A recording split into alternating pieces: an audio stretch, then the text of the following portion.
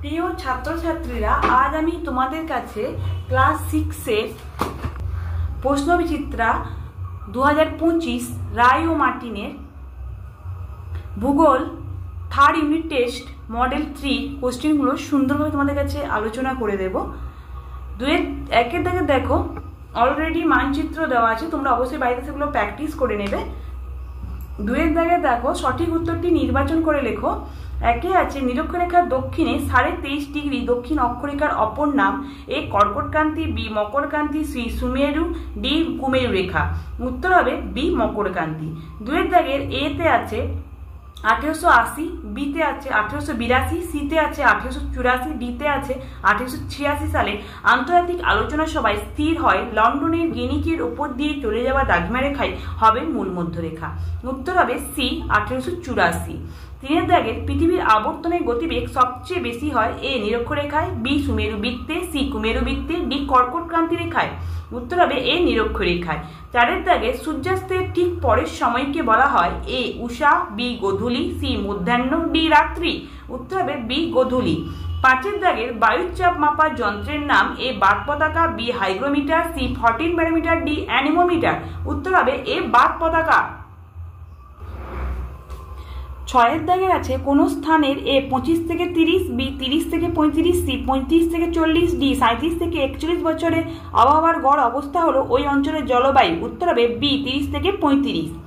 সাতের দাগে A 22 May, B 22 April, C 21 June, D 22 July ধরিত্রী দিবস পালন করা হয়। উত্তর হবে বি 22 এপ্রিল। আটের দাগের এ 2010, বি 2011, সি 2012, ডি 2013 সালে জাপানের ফুকুশিমায় পারমাণবিক শক্তি কেন্দ্রে বিস্ফোরণ ঘটে। উত্তর হবে বি 2011। নয়ের দাগের কোনটি শব্দদূষণ কমাতে সহায়ক নয়? এ গাছপালা, বি শব্দরোধক দেয়াল, সি সাইলেন্সার, ডি বাজার। উত্তর হবে ডি বাজার। দশের দাগের কারাকোরাম হলো এ পর্বত শৃঙ্গ, বি পর্বত শ্রেণী, সি পর্বত গ্রন্থি, ডি গিরিপথ। উত্তর হবে বি পর্বত শ্রেণী। 11 দাগের পদ্মা ও যমুনার মিলিত প্রবাহের নাম এ হুগলি, বি তিস্তা, সি মেঘনা, ডি তোরসা। উত্তর হবে সি মেঘনা। 12 দাগের বানিহাল একটি এ হিমবাহ, বি গিরিপথ, সি হ্রদ, ডি জলাভূমি। উত্তর হবে বি গিরিপথ।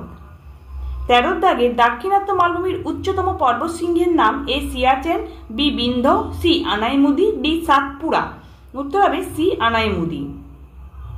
14 দাগের মিলেট হলো এ খাদ্য ফসল, বি সবজি ফসল, সি তন্তুজাতীয় ফসল, ডি পানীয় ফসল। উত্তর হবে এ খাদ্য ফসল। 15 দাগের এ মাটি, বি সার, সি স্বাভাবিক উদ্ভিদ, ডি জলসেচ। কৃষিকাজের অপরিহার্য উপাদান। উত্তর হবে এ মাটি। 16 দাগের ভারতের কিন্নর আদিবাসী গোষ্ঠী বসবাস করে A Kerala, B Meghalaya, C Gujarat, D Himachal Pradesh রাজ্যে। উত্তর হবে ডি হিমাচল প্রদেশ রাজ্যে। 17 দাগের মানচিত্রে বনভূমির জন্য এ নীল, বি হলুদ, সি সবুজ, ডি লাল রং ব্যবহার করা হয়। উত্তর হবে সি সবুজ। 18 দাগের ভূপ্রকৃতি নদ নদী দেখানো হয় এ প্রাকৃতিক, বি রাজনৈতিক, সি বিষয়ভিত্তিক, ডি সামাজিক মানচিত্রে। উত্তর হবে এ প্রাকৃতিক। 19 দাগের ল্যাটারাইট মাটির ফসল হলো এ চীনাবাদাম, বি ধান, সি পাট, ডি গম। উত্তর হবে এ চীনাবাদাম। 3 দাগের শূন্যস্থান পূরণ করো। একে আছে ভারতের ড্যাশ দ্রাঘিমার স্থানীয় সময়ই ভারতের প্রমাণ সময়। উত্তর হবে 82 ডিগ্রি 30 মিনিট। 2 দাগের বৃষ্টিপাতের পরিমাণ মাপার যন্ত্রের নাম ড্যাশ। উত্তর হবে রেন গজ। 3 দাগের মালাবার উপকূলের ড্যাশ গুলিকে কয়াল বলে। উত্তর হবে উপহ্রদগুলিকে।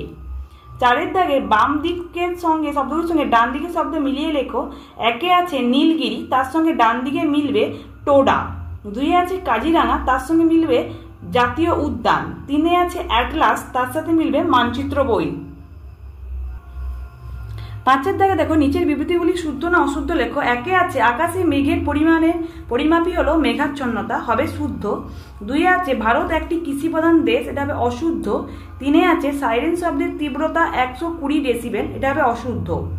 6 দাগে নিচের প্রশ্নগুলি এক কথায় উত্তর দাও। একে আছে পৃথিবী সূর্যের চারিপাশে যে পথে ঘোরে তার নাম কি? উত্তর হবে কক্ষপথ।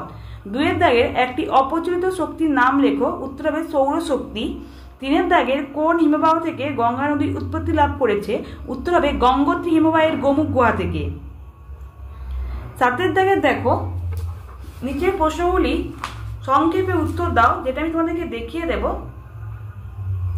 অক্ষরেখা বলতে কি বোঝো, যেটা আমি দেখো প্রান্তিকের সহায়িকাতে পেজ নম্বর 46, এই যে অক্ষরেখা কাকে বলে দেখতেই পাচ্ছ নিশ্চয়ই, এখান থেকে এতটা পর্যন্ত কিন্তু লিখতে হবে। আমি একবার বলে দিচ্ছি, নিরক্ষরেখার সমান্তরালে পূর্ব পশ্চিমে অঙ্কিত কাল্পনিক রেখাগুলিকে অক্ষরেখা বলে। অক্ষরেখাগুলির মধ্যে নিরক্ষরেখার দৈর্ঘ্য সবচেয়ে বড়। ঠিক আছে, তারপরে দেখো 2 দাগের বলেছে শব্দ দূষণের ফলে সৃষ্ট 4টি রোগের নাম, যেটা আমি তোমাদেরকে দেখিয়ে দেব।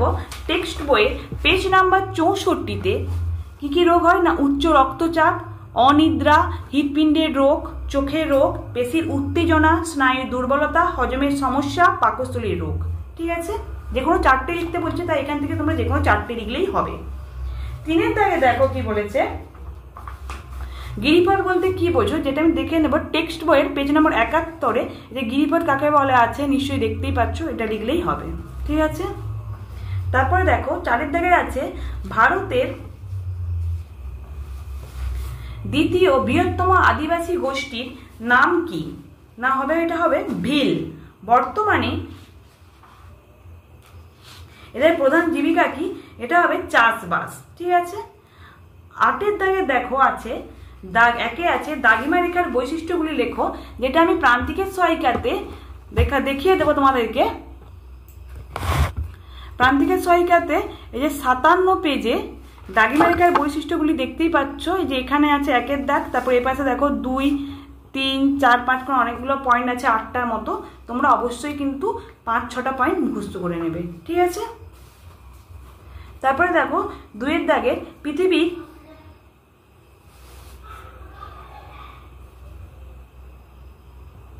দেখো 2-এর দাগে আছে পৃথিবীর আবর্তন গতি কাকে বলে।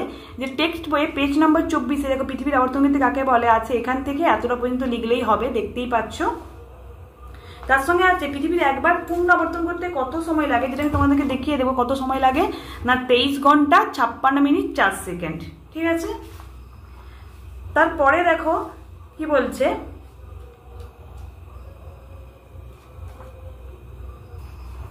তারপরে দেখো 3 দাগে আছে বায়ু দূষণের ফলে কিভাবে ওজোন স্তর ক্ষতিগ্রস্ত হচ্ছে, এটা আমি তোমাদেরকে দেখিয়ে দেবো টেক্সট বইয়ে পেজ নম্বর 59-এ। এই যে বায়ু দূষণের ফলে কিভাবে ওজোন স্তর ক্ষতিগ্রস্ত হচ্ছে, যেটা আমি তোমাদেরকে দেখিয়ে দেবো, এখান থেকে এতটা পর্যন্ত লিখলেই হবে।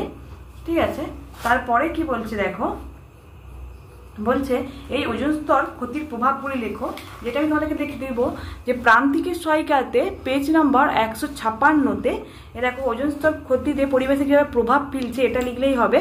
দেখো 2টো পয়েন্ট আছে, মানুষের অন্যান্য প্রাণীর উপরে কীভাবে প্রভাব ফেলে আর উদ্ভিদের উপরে, এই 2টো লিখলেই হবে। তোমরা অবশ্যই কিন্তু মুখস্থ করে নেবে।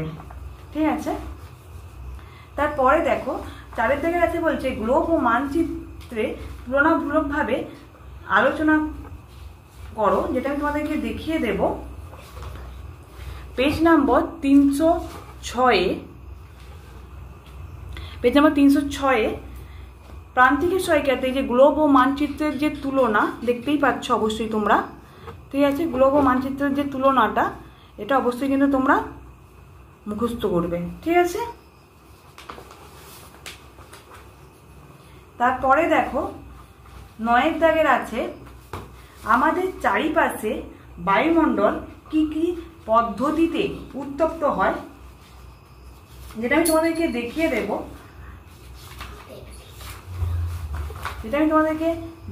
দেব। পেজ নাম্বার 46-এ টেক্সট বইয়ে এই যে কীভাবে কত রকমভাবে উত্তপ্ত হয় দেখতেই পাচ্ছ, লেখা আছে। এই যে বিকিরণ, এই পয়েন্টটা লিখতে হবে, এখানে এটা। ঠিক আছে, পৃষ্ঠা উল্টিয়ে এতটা মিনিমাম এতটা তোমাদেরকে লিখতেই হবে। ঠিক আছে, তাহলে এখান থেকে এতটা পর্যন্ত, পরের পৃষ্ঠা এতটা পর্যন্ত অবশ্যই তোমরা কিন্তু মুখস্থ করবে। ঠিক আছে, তারপরে দেখো অরণ্য আমাদের বন্ধু, এই বক্তব্যের সপক্ষে তোমাদের মতামত, যেটা আমি তোমাদেরকে দেখিয়ে দেব টেক্সট বইয়ে পেজ নাম্বার 90-এ। এই যে অরণ্য আমাদের যে বন্ধু, এই যে সপক্ষে যে মতামতগুলো দিয়েছে, ঠিক আছে, এই যে এগুলো পয়েন্টগুলো অবশ্যই তোমরা কিন্তু সবগুলো পয়েন্ট মুখস্থ করে নেবে। ঠিক আছে, তারপরে দেখো গম চাষের জন্য কী ধরনের জলবায়ু ও মৃত্তিকার প্রয়োজন হয় তা লেখো। তাহলে জলবায়ু মৃত্তিকা বলেছে, তাহলে টেক্সট বইয়ে পেজ নম্বর 95-এ এটা গম চাষের জন্য তাহলে জলবায়ু মানে উষ্ণতা আর বৃষ্টিপাত এই দুটো লিখলেই হবে, ঠিক আছে। আর কি বলছে জলবায়ু ও মৃত্তিকা, তাহলে জলবায়ু এইটা লিখবে আর মৃত্তিকা মানে এটা লিখলেই হবে। আর কোন কোন রাজ্যে পাওয়া যায় মানে উত্তরপ্রদেশ, হরিয়ানা, বিহার, পাঞ্জাব, উড়িষ্যা, রাজস্থান, মহারাষ্ট্র, জম্মু কাশ্মীর এটা লিখলেই হবে, ঠিক আছে। তোমাদের যদি আমার এই চ্যানেলটা ভালো লেগে থাকে অবশ্যই লাইক কমেন্ট আর বেশি বেশি করে শেয়ার করে দেবে, যাতে অন্য বন্ধুদেরও দেখতে সুবিধে হয়। আমার ভিডিওগুলো আগে পাওয়ার জন্য অবশ্যই একটা সাবস্ক্রাইব করে রাখবে। ধন্যবাদ। আমি পরের দিন মডেল 4 তোমাদের কাছে সুন্দরভাবে আলোচনা করব।